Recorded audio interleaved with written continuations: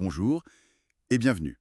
Aujourd'hui, on plonge dans un sujet assez pointu mais crucial dans le foot.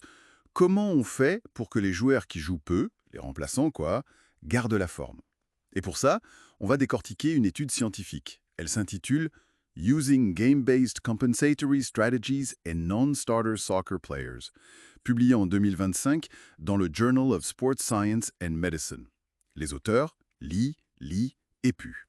L'idée, c'est de voir si leur approche, une séance d'entraînement en plus basée sur le jeu, ça marche vraiment pour éviter que ces joueurs déclinent physiquement. Alors, on regarde ça de plus près. Pour commencer, pourquoi se focus sur les non-titulaires? On pourrait se dire. C'est une vraie question. Des études précédentes, comme celle de Clémentet ou Sporis, elles ont déjà montré qu'il y a un risque réel. Moins de temps de jeu égale souvent moins de stimulation à haute intensité. Et donc une potentielle baisse de conditions physiques par rapport aux titulaires. C'est ça. Exactement. Et maintenir un bon niveau aérobie et anaérobie, c'est pas juste pour la performance, c'est aussi essentiel pour prévenir les blessures. Des chercheurs comme Becris l'ont bien souligné. D'où l'intérêt des stratégies compensatoires, ces fameuses SSC. Oui, voilà, pour compenser ce manque. Ça peut être de la course, des exercices spécifiques ou, comme dans cette étude, des jeux réduits, les SSG, les Small-Sided Games. Et ce qui est intéressant ici, c'est que l'étude de Liu et ses collègues comparent directement une stratégie basée sur le jeu à ne rien faire de spécifique en plus et avec un design en crossover, ce qui est assez peu courant pour ce type de questions. Ah oui, ce design en crossover, en quoi ça consiste exactement? Ça apporte quoi? C'est malin. Ils ont pris 19 jeunes footballeurs, des U19 niveau régional, qui jouaient tous très peu, moins de 15 minutes par match. Et sur 12 semaines, chaque joueur a passé par les deux conditions. Une période avec la stratégie compensatoire, SC, et une période sans cette séance en plus, NCS. Avec une pause de 2 semaines entre les deux pour éviter que les effets de la première période influencent la seconde. D'accord. C'est plus robuste comme comparaison alors. Et cette séance SC, elle ressemblait à quoi concrètement?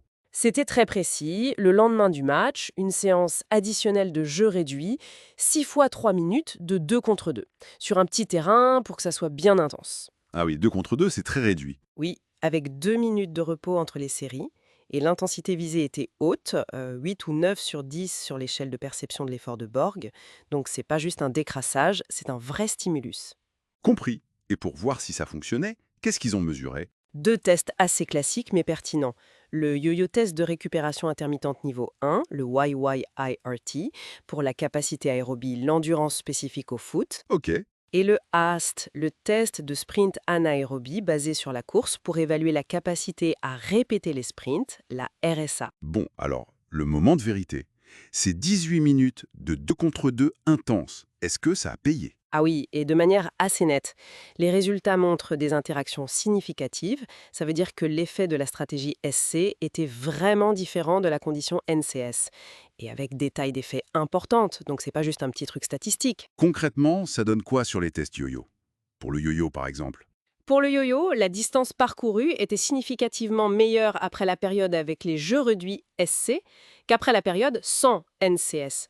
Autrement dit, quand ils faisaient juste l'entraînement normal, leur performance sur ce test avait tendance à stagner, voire à baisser un peu. Et pour la capacité à répéter les sprints, le RAST, Pareil, le temps moyen sur les sprints était significativement plus court, donc une meilleure performance, après la période SC. Inversement, sans la séance SC, leur temps moyen augmentait légèrement, ce qui montre une moins bonne capacité à enchaîner les efforts intenses. c'est quand même assez frappant. Pourquoi ce format 2 contre 2 serait si efficace, d'après les auteurs de l'étude? L'hypothèse principale, qui est soutenue par d'autres travaux d'ailleurs, c'est que ce format très réduit force une très très haute intensité.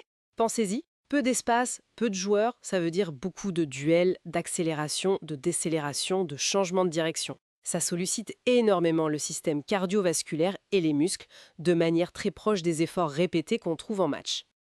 Ça simule les demandes du match, mais de façon concentrée, en quelque sorte.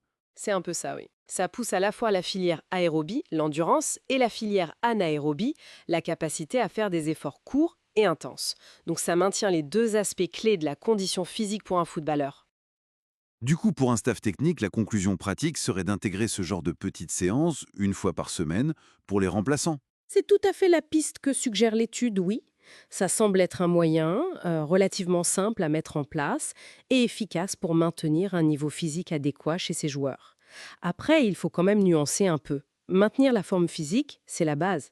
Ça assure que le joueur est prêt s'il doit entrer.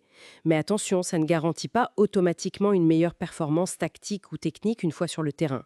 C'est une condition nécessaire, mais pas suffisante. Bien sûr.